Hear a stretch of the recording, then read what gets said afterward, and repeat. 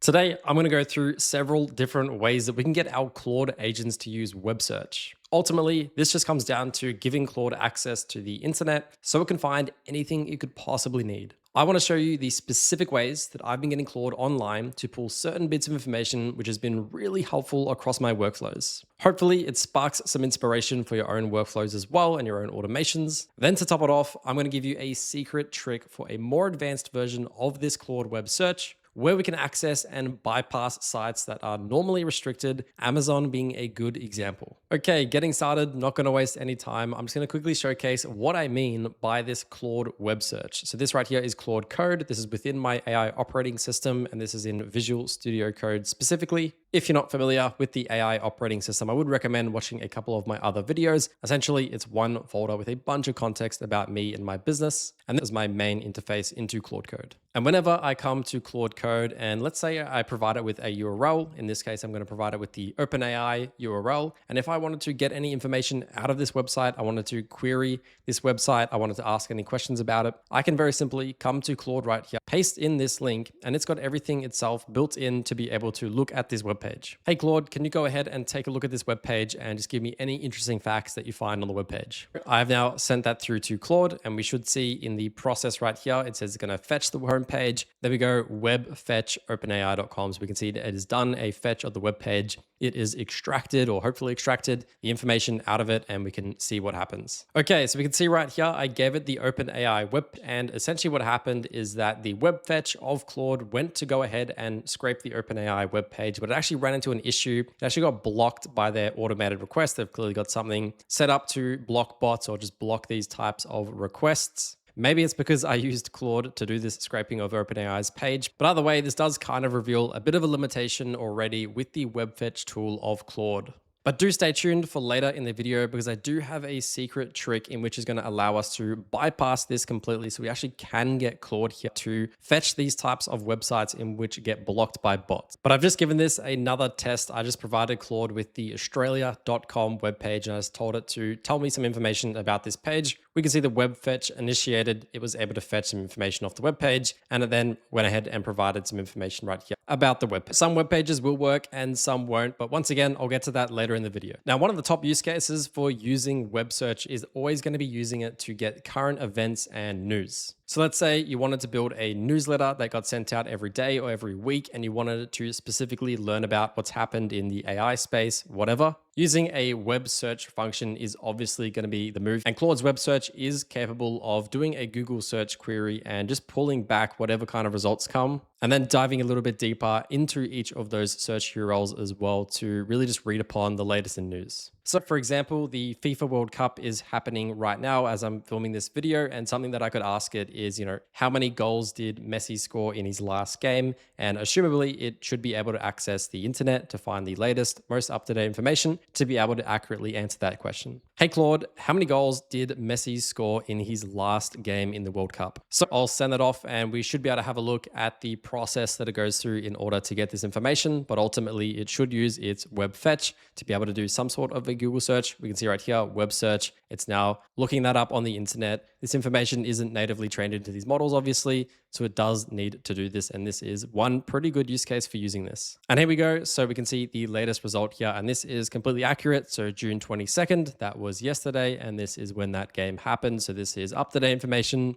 that has now come through specifically because of the web search to be able to get that information. Obviously, this is pretty straightforward and you're probably quite familiar with this, but the workflows that we can build on the back of this are going to be pretty powerful. Obviously, newsletters is a big one. Creating blogs is a pretty big one as well. So an automated blogging system in which routinely looks up this type of information. Obviously, you can look up whatever kind of information. That then automatically converts that into some sort of a usable web page that can then be published on the internet. Now, a really big use case for myself when it comes to this web search feature as a developer is always going to be its ability to look up documentation, API documentation specifically, read through that documentation and provide back a report as to what I need to do. And so as I did before, one thing that we can do is simply provide Claude with the direct URL that we wanted to get access to. In this case, I provided some documentation for Retail AI, which is a voice agent creation platform. I provided it with a specific page from their documentation to have a read through, and then I'm going to ask some questions about it. Hey Claude, I just had a quick question about this part of the documentation. Do the chat agents support call transfers at all? So I've sent that off once again because we have web fetch. It should be able to take that web page, read through that web page, and then appropriately answer my question. And here we go. Here's the answer. It says no, chat agents do not support call transfers, which if I go back to that document, we can see at the bottom here that chat agents do not support call transfers. Obviously, we can see at the bottom here as well. So this was accurate. I was able to read through that document, of course, and provide me with the info. And one thing that I would note, if you were going to be asking Claude this question, generally, it's possible that it would go ahead and just search online for the retail documentation anyways, find the specific one and answer that question without you even needing to provide the direct link. And this for me is probably the majority of my use of web search. The next use case is going to be finding articles or case studies directly from the internet. So this is going to be really helpful if you want to very quickly scan a lot of the internet, or at least a lot of the top Google search queries, scan through a lot of different articles and documents all at once to find the ones that are going to be most relevant to what you're looking for. So if you wanted a particular article on a particular research topic about something very niche, this is something that you can do through Claude because it's going to be using web search to be able to look at the top results, look through the results that come through, look into those individual pages, and then reading all the information inside of it, it can then find anything that might be relevant to what you're looking for. This is a lot deeper than a Google search, of course, and it's going to save you a lot more time not having to read through that all yourself. But most importantly, it's going to give you back that exact source as well, so you can look into that article that it found. Hey, Claude, can you go ahead and find me some articles about whether or not electric cars are actually any good for the environment? And here we go. We just got back a list of articles based on the query that I gave it, and we've got a bunch of different links that we can then now click into to have a look at the particular study, this one being from MIT. We can obviously have a read through this in more detail. Potentially, we can ask Claude specific questions that we have about this as well. So if you are doing any sort of deep research, obviously you can just use Claude to do a lot of that deep research, but to verify anything, you can obviously have a look at the articles. And if you're somebody in school or university at the moment, I'm sure that this would be incredibly helpful for sourcing information. The next use case that I use all the time is honestly just using Claude for fact-checking information. It's quite often that I'll have to go ahead and do something and read a website to see exactly what I need to do, and it's a little bit vague as to exactly what they're asking for. Let's say, for example, this is some sort of a government website in which you need to look at to follow through with submitting some information. If it's very vague as to what they're asking for or looking for, what we can do is just take that web page or just take our query in general and just ask it about this information. And by encouraging Claude to use the web search in this case, it's going to look up on the internet, find a bunch of different articles, some that are from official sources and some from communities. And it should try to summarize all that information together to give you a bit more of a complete understanding as to what the right thing to do is. And obviously we can come back to this and ask it any questions that we have and just really just continue on that conversation as well. Hey Claude, can you go ahead and find out what the exact tax rates are in Australia for me? And you can see after that inquiry, it did multiple web searches, a web fetch as well to look at a page, and then provided me with a detailed summary at the end of it. And this is just a process that I go through all the time when it comes to looking through government websites or really just anything that is a bit confusing or has multiple different ways of saying something. Just come on a Claude Code, getting these sort of results all summarized in one and just having a conversation with it. Okay, so they are just a few different ways that I've been able to use the Claude web fetch for different reasons. But now I'm going to give you the secret trick that I've been using in order to bypass any websites that are restricted, like that OpenAI website that I showed at the start.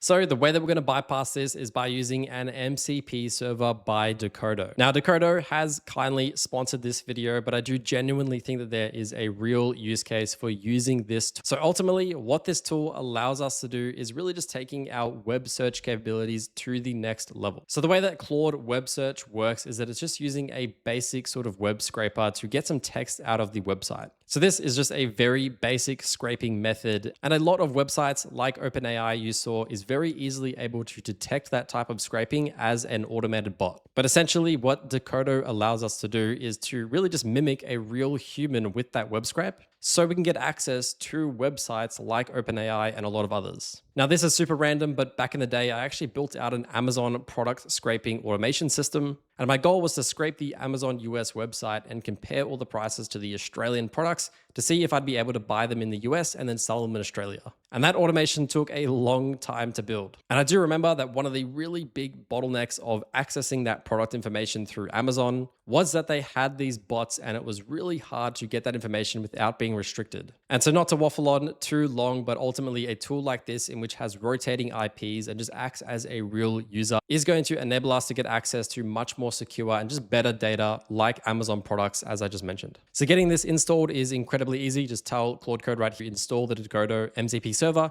It will run through the entire instruction set. Just provide it with your API key, and that is literally it. Once you've got it connected, you're going to see this right here with the MCP server connected. Just do /mp to get here, and then we can view all the tools that we have access to. Most notably, we have the ability to scrape as Markdown, which is our generic website scraping. But they do also have a specific feature for Amazon product searching, which would have been really helpful back in the day. And then a bunch of others as well with Google search and Walmart, TikTok, YouTube, Reddit, and a couple of others as well. But just to prove the point as to its usefulness, let's try and see if we can now scrape the OpenAI website that the Claude agent was unable to before. So I've pasted in the OpenAI website. I'm going to tell it to now scrape it, and let's see what happens. Okay, so you can see here in the process that just went through, Claude tried to do a web fetch through its own web fetch. We can see at the top here, try to access it, but it got blocked. And then what happened is it went ahead and tried to use the MCP server for Decodo and tried to use the scrape as Markdown tool. Initially, took a couple of tries to get there, but we can see here, full website content retrieved. And then we got a big summary as to all the information and all the articles and all the information that is on that main page. Obviously, it's been summarized, but all the information that is on that main page of OpenAI. So this was a success, and we were able to use this MCP server to access information